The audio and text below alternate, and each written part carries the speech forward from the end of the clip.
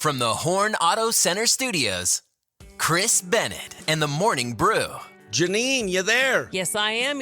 How are you? I'm good. How are you doing on this Talk About Something Good Tuesday? Very good. And you know what? And I've heard rumors that you just have this killer birthday bash coming up and some surprises, huh? Oh, yes. Yeah. Chris Bennett Comedy presents my stand-up comedy birthday bash. It's going to be July 26th at the Show Low Elks Lodge. Doors will open at 5:30. Show will start at 7, and tickets will go on sale next week. But the headliner for my birthday bash, Janine, do you ever watch America's Got Talent? Yes. He was in season 14. He was the third finalist. It was Ryan Neemiller, also known as the Cripple Threat of a comedy. He is hilarious. He was on the same season as Cody Lee. Do you remember Cody, the really good singer that was autistic? Yes, I do. Yep. He was on that season. So we have Ryan Neemiller from America's Got Talent joining us for my birthday bash. Wow. Oh, my gosh. Pretty exciting. Hope to see you there. Very cool. Yeah, that's going to be a good one. Yes. How cool. Yeah, and it is Talk About Something Good Tuesday. So do you have any good news stories for us? Oh, gosh. You know what? It's just beautiful. A little hot up here and stuff, but I don't know. We've had we've got some really, really cute ones that I wanted to share with you that are going viral that are not like local, but I love this one, okay? Now, coming to us from the Miami Zoo, okay? This is adorable. Goliath, a 500-pound Galapagos turtle. You got to look at the pictures. He became the first dad this month at the age of 135. Yeah. As being that Father's Day was just Sunday, right? A spokesperson for the zoo called him living proof that where there's a will, there's a way. So he's a 135-year-old dad, and they've got the cutest picture of him, his face, looking at one of his babies, teeny little baby turtle. Yeah, very cute. And then there's that other viral one that a lot of people, you've seen it, but it is so awesome, where that elephant saves the drowning gazelle. Right. Yeah, I have seen that. The school in Guatemala, yeah. He literally picked it up by its horn, lifted it out of the pond, and saved it from drowning, and it was super, super cool. Elephants are just amazing. They are. Amazing. Yeah. All right, Janine, here's my good news story. How's this for a streak of luck? David Sirkin from Alberta, Canada, is a recent cancer survivor. And not just that, he's now a 3-time lottery winner. Whoa. Yes, in just 1 year, he has won the lottery 3 times. In late August, he won $500,000 playing Lotto Max. And then 3 months later, he hit $1 million lotto. What the heck? I know. Holy moly. I want to rub this guy for good luck. And unbelievably, he just won another $1 million, all while beating the odds of 1 in 33 million. Actually, he did this all in a span of 3 months, Janine. How in the world? I don't know. So you're just playing nonstop?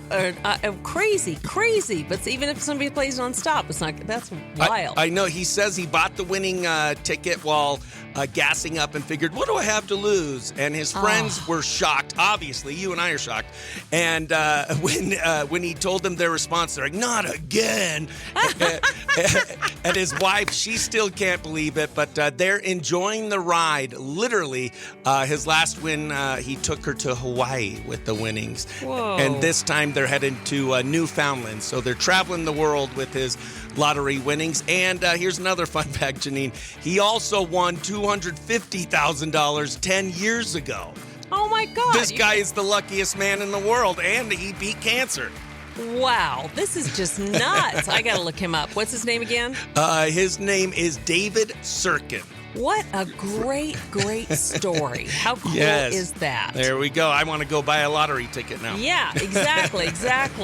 What a cool story. What are the odds? 1 in 33 million, apparently. Yeah, exactly. Well, Janine, thanks so much for having fun with us on this Talk About Something Good Tuesday, thanks, and we'll talk to you later. Hopefully everyone's having a great day. Yes. All right, Chris. Bye-bye. Bye-bye.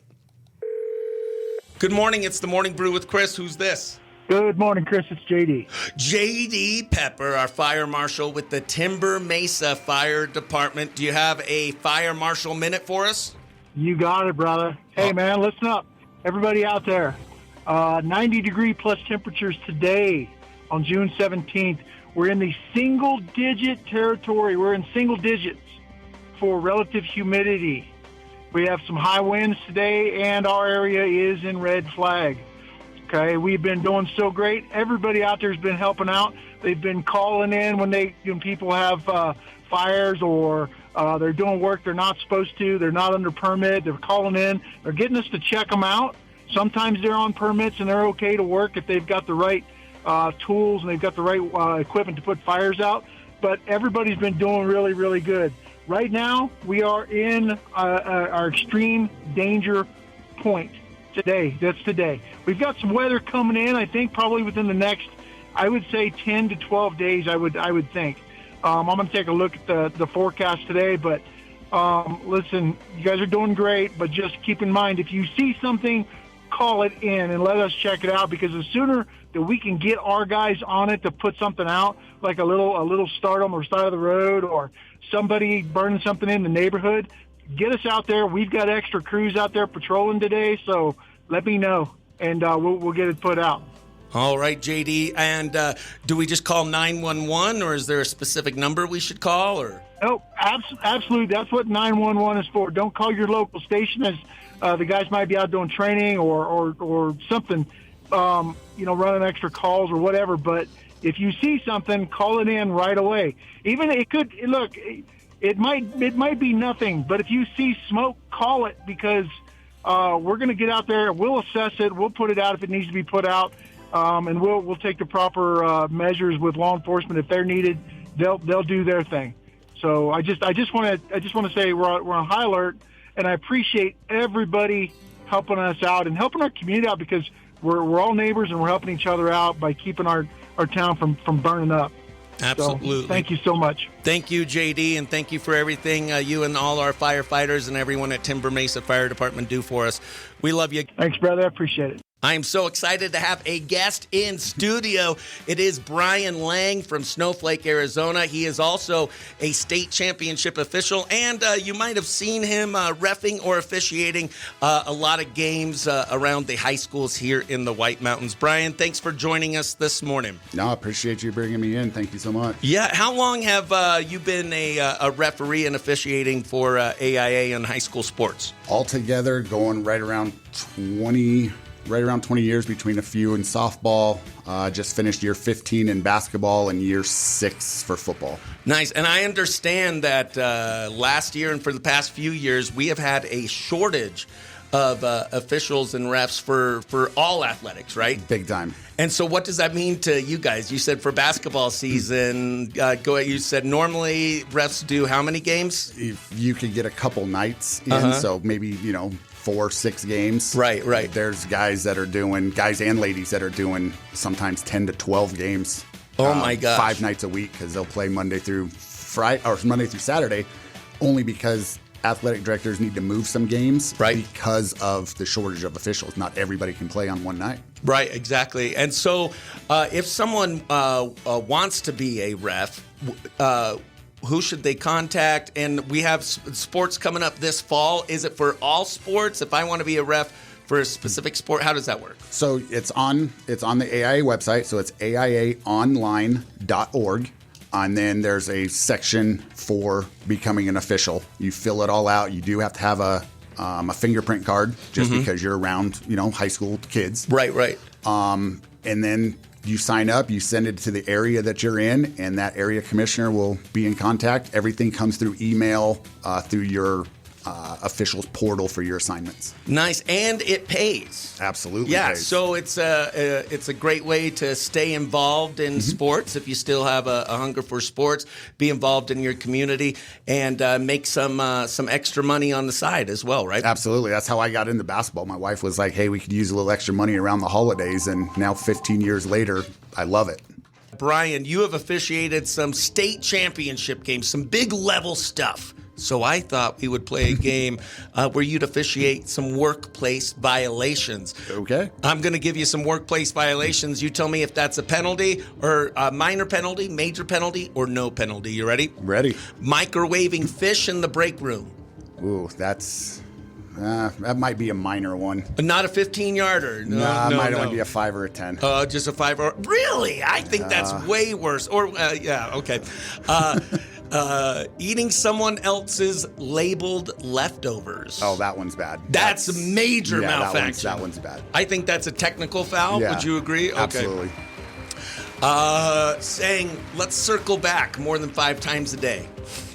Let's circle back to that. Yeah, that's just because you don't have any answers, so that's probably a bad one. So that, yeah, let's give that one up there, too. So about a 10-yard penalty for that one? All right. Leaving a passive-aggressive Post-it notes in the break room. Some of those can be funny, so... So no penalty. I'm not sure that one's a penalty because that's, depending on the note, those can be funny. All right, and last one. Bringing hard-boiled eggs to the office. That's worse than the fish for me. That's worse than the fish. For me, really? that one's worse. So that's a major. Yeah, I think that one's up there. Okay, perfect. Yeah. That was workplace. That might be an unsporting foul. Unsportsmanlike conduct on the person bringing boiled eggs to the workplace. Well, Brian, that was workplace violations. If you'd like to be like Brian Lang and be a referee or official and get paid for it, join him and go to AIAonline.org. Yee! It's everyone's favorite redneck from Beaumont, Texas. It's Paul from Beaumont. How are you doing on this Talk About Something Good Tuesday? Well, I'm doing pretty good, man. The rain stopped. And maybe the ducks won't land on my fence today. Yeah, it's crazy, man. It's been crazy. It's just been raining way too much. Well, Paul, today I have my friend Brian Lang out of Snowflake, who's an official and referee for high school sports. Have you ever been an official or referee, Paul, or are you just the guy that yells at the officials and referees? I just yell at them because I'm not running all that way. What's your favorite insult for a ref? Well, I mean, I never wanted to get kicked out the game. Right. Yeah. So keep it radio and family appropriate. But it'd be like, are you blind? Yeah. What's wrong with you, man? Like on the for real, is that like that should be like a requirement? Go get your eyes examined. Right? But that's probably the most common insult you guys get as refs. Would you say, Brian? I mean, the nicest insult. Are you blind? Or? Yeah, and it's again because people have blinders on for their kids or for their teams. Right. Or, like as you and I were talking about. That's a foul. That's a foul. There it is. It's just bringing back memories. It is what it is. But here's the thing, like Brian was explaining, the rules are different for high school sports, right? So a lot of times, people have blinders and they're rooting for their team and they just don't understand. So you are not blind, right, Brian? I do wear glasses. So He if wears I took glasses. them off, I would be in a lot more trouble. We're good. Sometimes them refs got blinders on. Hey, Paul, you feeling smart today? You want to take on a ref for Are You Smarter Than a Redneck? Well, I guess you're going to be the honorary referee and see how this goes, right? You got it. It is now time for Are You Smarter Than a Redneck? Today is World Croc Day. Paul, you're going to be taking on referee Brian Lang to see who's smarter, a redneck or a referee at high school sports. Here we go. If you know the answer, say your name. That's your buzzer. These are multiple choice. Which of the following is true about the behavior of crocodiles? 1, crocodiles are herbivores and primarily eat plants. B, crocodiles can live both in freshwater and saltwater environments. C, crocodiles are nocturnal and only hunt at night. Or D, crocodiles give live birth instead of laying eggs. Paul. B, they live in B, fresh and salt water. They live in fresh and salt water. You are correct. You ever see a crocodile in Beaumont?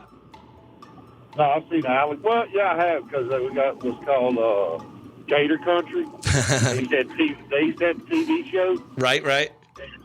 And, I think they got a crocodile there, but they got a ton of alligators. All right, next question. In which of these animal categories do crocodiles fall? Is it A, birds, B, reptiles, C, mammals, or D, amphibians? Brian. Reptiles. Is it reptiles? We are tied at 1 apiece. This last question will determine who's smarter, Brian. Crocodiles are A, carnivore animals, B, Paul. They're carnivores. They eat meat, babe. They are carnivores. He is smarter. than a referee. Sorry, Brian, you are not smarter than a redneck today. We have been talking to Brian Lang this morning. He is an official for high school sports here in the White Mountains. And Brian, you guys are looking for more officials this season because there's a big need for it. And what's great about this is an extra source of income. Go ahead and tell us how people can make some money by officiating high school sports. Well, it depends on what sport you do. Your highest paid is football. It pays $89 a game, and then it drops all the way to your freshman JV games where where you start and where you learn. And that pays $52.50 a game. So anywhere in between there. Dang, nice. Plus you get some mileage if you have to travel. Nice. And how much is the mileage usually? So if you live in Show Low, since that's where we're at now, and you do a Show Low game, you get a flat rate of $12. Okay. If you travel outside of your area, it's 50 cents a mile. All right. If you're looking for a side gig or some extra income or something extra to do with your time, consider being an official and referee for high school sports. We need your help. Go to aiaonline.org to fill out the form and for more information. Brian, thank you so much for being with us today. Appreciate it. Thank you, Chris.